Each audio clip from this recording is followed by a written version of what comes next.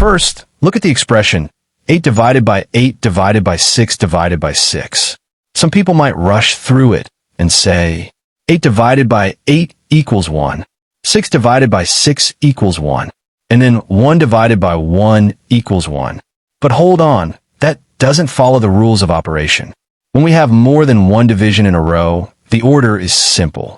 We always go from left to right. No skipping, no rearranging. So let's do it properly. Step 1. Start on the far left. 8 divided by 8 equals 1. Now the expression becomes 1 divided by 6 divided by 6. Next, we continue moving left to right. 1 divided by 6 can be written as the fraction 1 over 6. So now we have 1 over 6 divided by 6. To handle this division, we use the KCF rule. K means keep, C means change, F means flip.